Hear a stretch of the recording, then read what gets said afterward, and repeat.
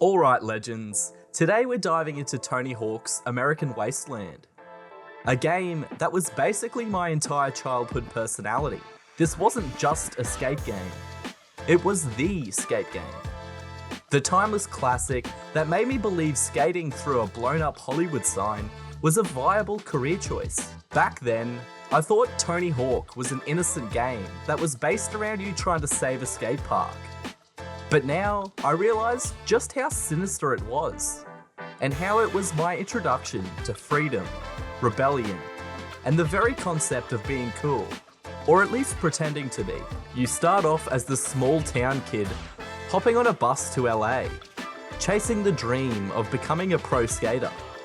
The music's blasting, the energy's high, and I have a conventionally attractive female telling me her dream was to become an actress. And the second you arrive, a gang immediately beats you up and steals your bag.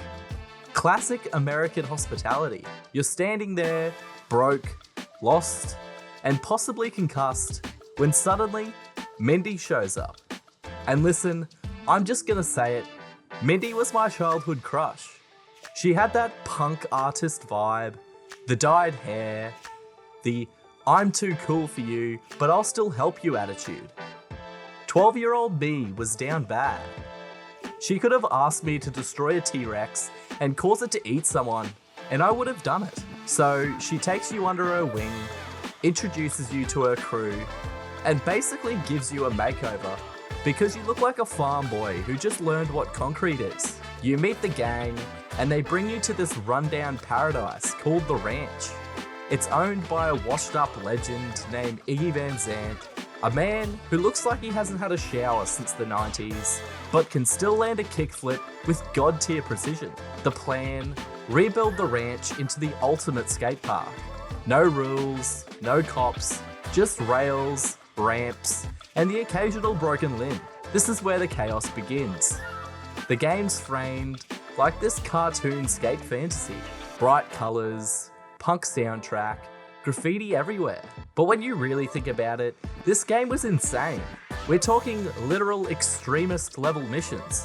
One moment you're doing a kickflip over a movie star, next minute someone's firing an explosive at a subway to clear a path.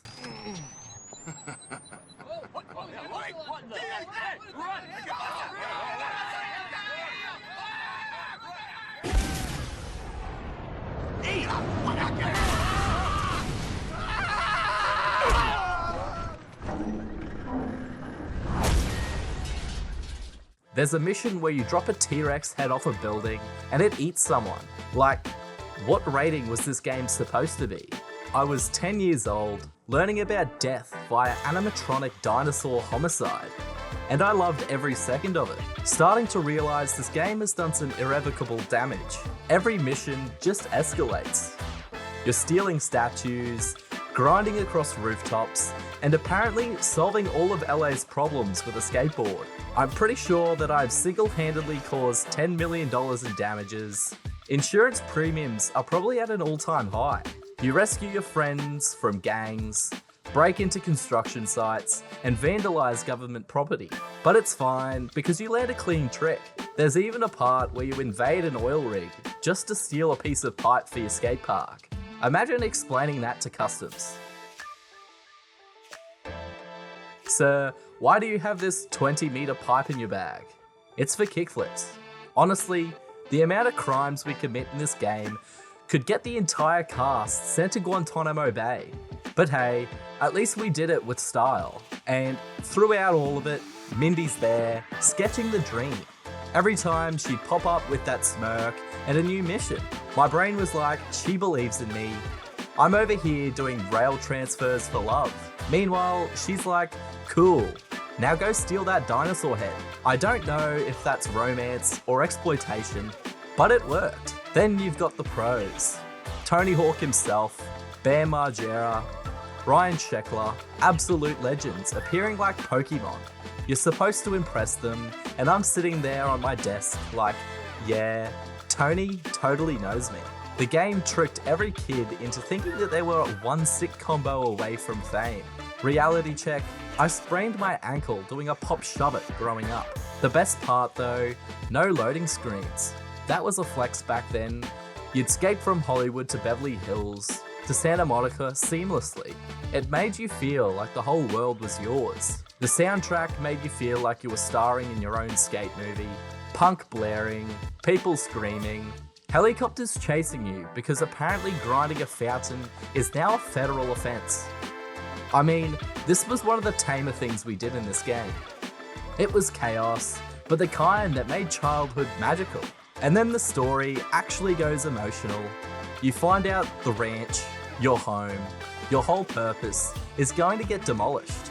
You've spent the entire game building this dream park and it'll soon be gone. You hit every spot in LA with the pros. You're pulling death-defying combos, grinding across rooftops, landing tricks that should have broken bones or physics. The video drops, it blows up, and boom. The profits let you buy the ranch back legit. No more running from cops, no more scams, just pure, chaotic victory. You didn't just build a park, you earned it. Mindy kisses you, and the 10-year-old me practically ascended. Forget trophies, this was my Oscar moment. Looking back at it now, this game wasn't just about skateboarding. It was about chaos, friendship, love, and committing light terrorism in the name of art. It taught me that sometimes you gotta get punched, robbed, and hit by a subway before you can land your dream trick. It had everything. Punk energy, dark humour, and a story that made absolutely no sense, but somehow still felt deep. It's cartoonish, yes, but also unhinged in the best possible way. Tony Hawk's American Wasteland was a masterpiece. It was goofy, gritty, heartfelt, and totally unhinged, just like my editing schedule. To this day, it's still my favourite game growing up. Every time I boot it up, I'm right back there, wide-eyed, holding a controller that's sticky, for reasons I'll never know, skating down Sunset Boulevard, pretending Mindy's cheering me on. So yeah, shout out to Tony Hawk's American Wasteland, the game that turned a generation of kids into punk rock skateboard anarchists. If you played it growing up, drop your favourite memory in the comments. Was it the dinosaur, the explosions, or just falling off the same rail for 20 minutes straight? Smash that like button if Mindy was also your crush.